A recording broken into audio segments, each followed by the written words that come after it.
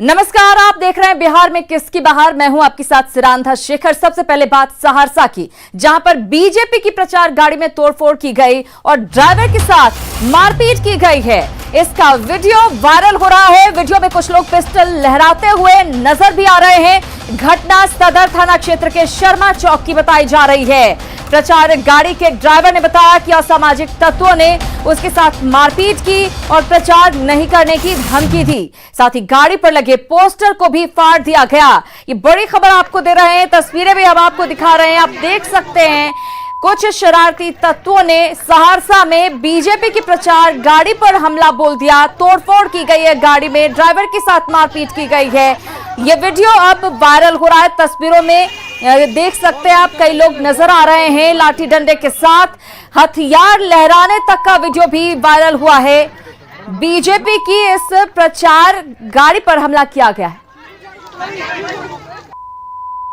अनुभव हमारे साथ जुड़ गए, उनसे लेंगे ज्यादा जानकारी। अनुभव, इस वीडियो के बारे में क्या कहा जा रहा है? आखिर कौन लोग थे जिन्होंने हमला किया इस प्रचार गाड़ी पर?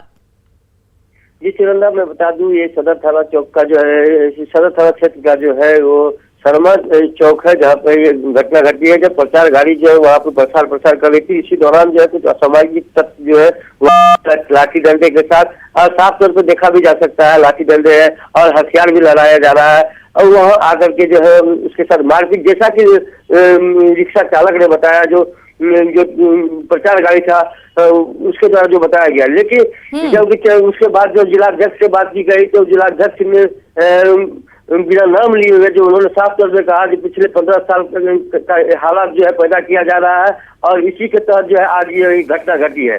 जी शिरंदा, बिल्कुल, बहुत धन्यवाद अनुभव इस जानकारी के लिए। तो असामाजिक तत्वों ने इस घटना को अंजाम दिया है, ये आरोप लगाया गया है। बीजेपी की प्रचार गाड़ी में किस तरह से तोड़फोड़ की गई, तस्वीरें सामने।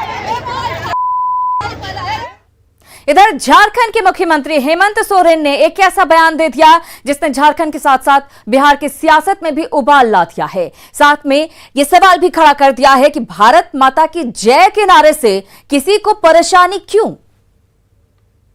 लेकिन पार्टी हमको समझ में नहीं आया कौन सा झंडा तो लगा कमल था, लेकिन भारतीय जनता पार्टी जिंदाबाद एक बार भी नहीं सुने तो सिर्फ जय श्री राम, जय श्री राम, जय श्री राम। हमें कौन पार्टी आ गया?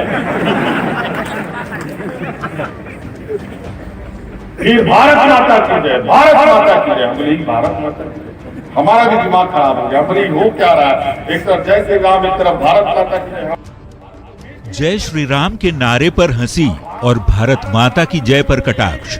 बीजेपी पर हमला करने की हड़बड़ी में हेमंत सोरेन ने 31 अक्टूबर को बयान दिया और झारखंड से लेकर बिहार तक राजनीतिक माहौल गर्मा गया। तीसरे चरण के प्रचार के लिए सहरसा पहुंचे प्रधानमंत्री ने खुद इस बयान पर पलटवार किया। साथ में ये सवाल भी किया कि भारत माता की जय से दिक्कत क्यों? हमारा देश, हमारी भारत माता, लेकिन ऐसे भी लोग हमारे सामने हैं जो भारत मां की जय बोलने से इनको बुखार आ जाता है। सोचिए, छठी मैया को पूजने वाली इस धरती पर जंगल राज के साथी चाहते हैं कि भारत मां की जय के नारे ना लगे। वो चाहते हैं आप जय श्री राम भी ना बोले। प्रधानमंत्री ने सहरसा में बिना नाम लिए हेमंत सोरेन के बयान पर पलटवार किया और बयानों की बाढ़ आ गई। बीजेपी नेताओं ने एक सुर में हेमंत सोरेन पर निशाना साधना शुरू कर दिया। पूर्व मुख्यमंत्री बाबूलाल मरांडी और सांसद राजीव प्रताप रूडी ने कहा कि अगर भारत माता की जय सुनने से किसी का दिमाग खराब होता है तो उसे इलाज करा लेना चाहिए। वहीं केंद्रीय स्वास्थ्य राज्य मंत्री अश्विनी चौबे ने सवाल पूछा कि भारत में भारत माता की जय का नारा नहीं लगेगा तो कहां लगेगा? लेकिन जेडीयू के प्रदेश अध्यक्ष वशिष्ठ नारायण सिंह ने कहा कि ये नारा तो देश की एकता भारत माता के, इसे भारत से प्रेम नहीं और करोड़ों लोगों के दिलों में जो बसता है आराध्य प्रभु श्री राम, अगर उनसे भी उनके प्रति भी कोई ये नहीं है, प्यार नहीं है, तो समझे कि वो गरीबों के प्रति उनका प्यार कितना है, इसे समझ में आता है। इसलिए हम तो ये कहेंगे कि जो दिमाग खराब होता है, बगल में एक आके है, थोड़ा वहाँ दिमाग उनको ठीक करा लेनी चाहिए। लेकिन अगर मुख्यमंत्री एक राज्य का मुख्यमंत्री स्वयं घोषित कर रहा है तो झारखंड के लिए बड़ा अभिशाप है, बड़ा दुखद विषय है, क्योंकि झारखंड की जनता ऐसे मुख्यमंत्री को झेल रही है जिसका दिमाग खराब होने की स्थिति में इतने राम के नाम से इतना जल्दी दिमाग खराब हो रहा है, तो ये बड़ा संकट का विषय है झारखंड के लिए। हिंदुस्तान के अंदर अगर विपक्ष को खराब लगता है तो मुझे लगता है क्या यहाँ पाकिस्तान की जय किया जाए, विपक्ष को तब अच्छा लगेगा। कि देश तो एक है, अखंड देश है, और ये नारा सभी लोग लगाते हैं, तो जिसको इस नारा से क्या परहेज किसी को हो सकता है। हेमंत सोरेन के बयान पर किरकिरी होने लगी तो जेएमएम की तरफ से भी सफाई आई। जेएमएम नेताओं ने कहा कि हेमंत सोरेन के बयान को तोड़ मरोड़ कर पेश किया गया, तो बीजेपी की तरफ से झारखंड के पूर्व मंत्री सीपी सिंह ने सफाई पर सवाल उठाए। देखिए, वो जो भाषण है जिसका जिक्र ये लोग कर रहे हैं, इन लोगों की आदत है तथ्यों को तोड़ मरोड़ कर प्रस्तुत करना। देखिए, मैंने हेमंत सोरेन जी के भाषण को सुना है और पूरी अच्छी तरह से सुना है, जिसमें वो कह रहे हैं कि कौन सी पार्टी है जो जय श्री राम का नारा लगाती है, भारत माता की जय नारा है। हमारा दिमाग खराब हो गया। राजनीतिक विरोध अपनी जगह है, लेकिन भारत माता की जय जैसे नारे पर सवाल खड़े करना कहां तक जायज है। Bureau report, news 18। तो हेमंत सोरेन के एक बयान ने बवाल खड़ा कर दिया है। इधर तीसरे चरण के मतदान से पहले प्रधानमंत्री मोदी ने बिहार चुनाव पर एक के बाद एक कई ट्वीट किए हैं, जिसमें उन्होंने कहा है कि आत्मनिर्भर बिहार में हमारा लक्ष्य है कानून का राज बनाए रखना, हमारा उद्देश्य है गरीबों का कल्याण करना, हमारा मिशन है युवाओं को अवसर, महिलाओं की सुरक्षा, हमारा मंत्र है सबका साथ, सबका विकास और सबका विश्वास। जय बिहार, जय भारत। वहीं दूसरे ट्वीट में पीएम ने लिखा कि विकास का सबसे बड़ा दुश्मन भ्रष्टाचार है, यह गरीबों से उनका अधिकार छीनता है। बैंक खातों, आधार और मोबाइल को जोड़कर एनडीए सरकार ने गरीबों को उनका अधिकार दिया है और काली कमाई के अनेक रास्ते बंद कर दिए हैं। अब अधिकांश योजनाओं का पैसा गरीबों के बैंक खातों में सीधे ट्रांसफर हो रहा है। वहीं तीसरे ट्वीट में प्रधानमंत्री ने लिखा, बिहार का गरीब आज आश्वस्त है कि उनके ही जैसा गरीबी में पैदा हुआ पिछड़े समाज का उनका सेवक आज दिल्ली में काम कर रहा है और ये सुनिश्चित कर रहा है कि एक भी गरीब भूखा न सोए। कोरोना के इस कठिन समय में उन्हें मुफ्त राशन और सहायता सुनिश्चित की जा रही है। तो चौथे ट्वीट में प्रधानमंत्री लिखते हैं, बिहार के हर जिले में ऐसे उत्पाद हैं जिनकी अपनी पहचान है। खाने पीने की चीजें, फल, सब्जियां, पेंटिंग, हैंडीक्राफ्ट जैसी कई चीजें बिहार की पहचान से जुड़ी हैं। हर बिहारी हमेशा से लोकल के लिए वोकल रहा है। एनडीए इस पहचान को राष्ट्रीय और अंतर्राष्ट्रीय स्तर पर ले जाने के लिए प्रतिबद्ध है। तो पांचवा ट्वीट भी प्रधानमंत्री ने किया।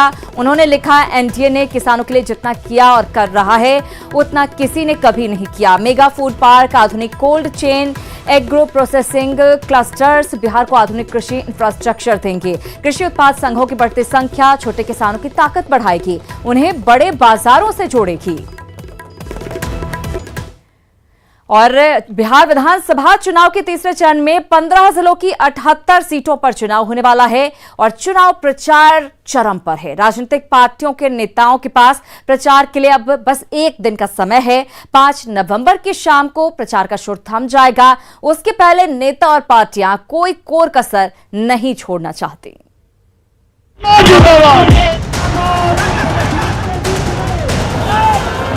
कुछ घंटे बाद चुनाव प्रचार का शोर और उड़न खटोलों की उड़ान थम जाएगी। उसके पहले दावे और वादों का दौर तेज है। बयानों के तीर चल रहे हैं और वार पलटवार चरम पर है। बुधवार को सीएम नीतीश कुमार ने खुद किशनगंज, कोचाधामन, सहरसा, मधेपुरा और अररिया में कुल 6 रैलियां की और विकास के नाम पर वोट मांगी। साथ ही लोगों को झूठे वादों से सावधान रहने की सलाह भी दी। आपने काम करने का मौका दिया, तब हमने आप लोगों की सेवा की है। हमारे मन में कोई दूसरी बात नहीं रहती है। या आप समझ लीजिए कि ये लोग ये सब बात बोल के कह रहा है वही कि महीना में तनख्वाह नहीं मिलेगा, साल 2 साल में एक आध बार मिलेगा और नहीं तो नहीं मिलेगा, पड़े रहो यूं ही। इसलिए आप जान लीजिए, बहुत लोग जो बहुत सारी बात बोलते हैं, क ख ग घ का ज्ञान नहीं है, न विकास का अनुभव है, न विकास में दिलचस्पी है। वो समाज को बांटना चाहते हैं, विवाद पैदा करके वोट लेना चाहते हैं। सीएम नीतीश कुमार ने 15 साल के विकास के नाम पर जनता से वोट मांगा तो आरजेडी नेता तेजस्वी यादव ने नीतीश सरकार के 15 साल को नाकाम बता डाला। जबकि एलजेपी अध्यक्ष चिराग पासवान ने तो एक बार फिर भविष्यवाणी कर दी कि नीतीश कुमार दोबारा सत्ता में नहीं आ रहे हैं। नौकरी नहीं दी, कारखाना नहीं दिया, महंगाई कम नहीं की, पलायन नहीं रोका, गरीबी नहीं मिटाया, तो अगला 5 साल भी कोई काम करने वाले नहीं है। मौजूदा मुख्यमंत्री अब 2 चरणों ने कम से कम इतना तो स्पष्ट कर दिया, उसमें तो अब कहीं कोई संख्या कोई डाउट नहीं रहना चाहिए कि मौजूदा मुख्यमंत्री कभी दोबारा प्रदेश का मुख्यमंत्री नहीं बन रहा। तीसरे चरण के चुनाव प्रचार को लेकर बीजेपी अध्यक्ष जेपी नड्डा और कांग्रेस के पूर्व अध्यक्ष राहुल गांधी ने भी 2 सभाएं की।